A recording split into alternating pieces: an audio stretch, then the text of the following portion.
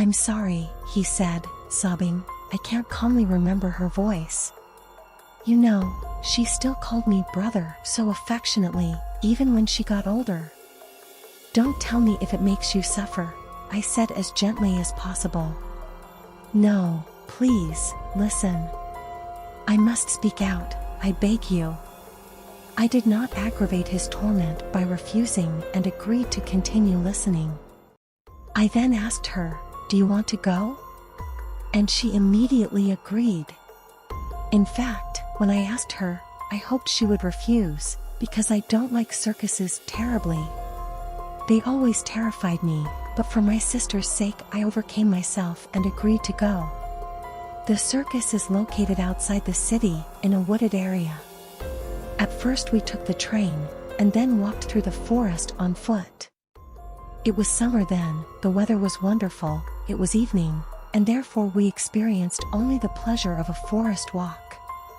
At the circus, I had to exert considerable willpower to suppress all the negative emotions that one kind of tent caused me.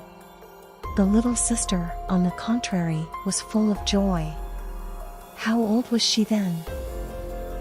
16. Yes, a 16-year-old girl who loves circuses. We went inside, sat on a bench and waited for the show to start. A few minutes before the start, all those who came were given small red pieces of paper, where some figure was written. My sister and I had the same number, 4. The performance began, and an entertainer came on stage, reminding me of something of the Joker from the comics. Funny, isn't it? Henry smiled. The whole show lasted about 2 hours. At the end, this Joker came on stage again and said that the circus was holding a competition, and everyone should now look at their papers that they had received before the performance. Then the entertainer said that all those whose papers have the number 4 written on them are the winners in the qualifying round and should immediately go on stage to participate in the competition. I didn't like it right away, and I wanted to leave, but my sister was so happy and wanted to participate so much that I suppressed all my negativity again and even smiled when I went on stage. Besides us, 2 more people came out. We were lined up in a row, and the entertainer announced that a contest had been invented for each participant. The entertainer approached the first of our row. It was a man of about 30, and announced that for him the competition was eating cakes for a while. To the applause, several clowns brought a table, a chair and a huge plate with lots of cream cakes to the stage. The contestant immediately began to eat cakes, and the entertainer moved on to the next participant, a young girl whose competition consisted in blindfolding her and alternately bringing different animals to lick her hands. The girl has to guess these animals. The whole sight irritated me more and more every moment. I absolutely did not want to participate in these contests or be there at all. Henry sighed and continued. Maybe it was worth just grabbing my sister and running from there. After the girl, it was my sister's turn. She had to dance in a circle of girls dancing with ribbons, while she had to not get entangled in these ribbons.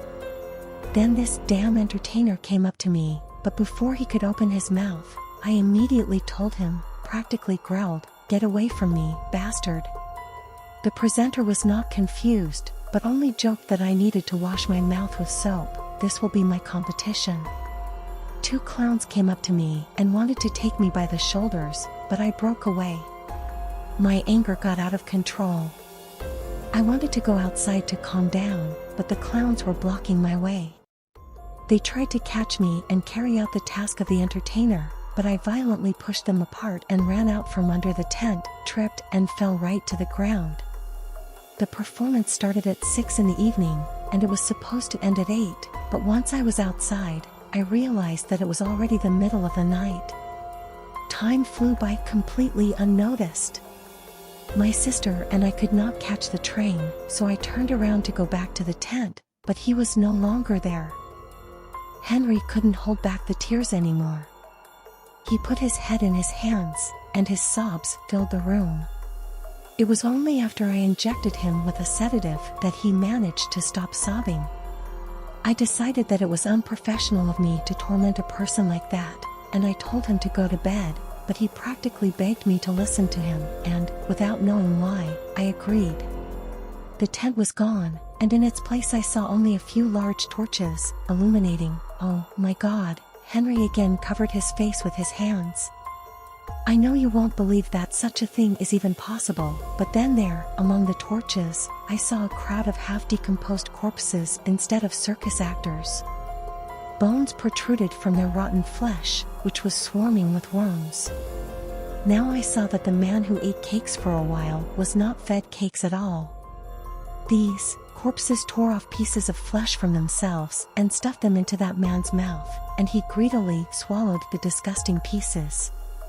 With the girl, everything was the opposite. The living semi-skeletal remains themselves ate her, and she just laughed and said, "Oh, that's like a dog. Ha ha ha, and this is probably a goat." At first I experienced only shock, but when my gaze reached my sister, the cold paws of fear squeezed my fervently beating heart and threw it into the black waters of despair. My sister, my beloved, the only one for whom I have lived for the last 8 years, was lying dead on the ground, and these creatures were slashing her body with huge knives.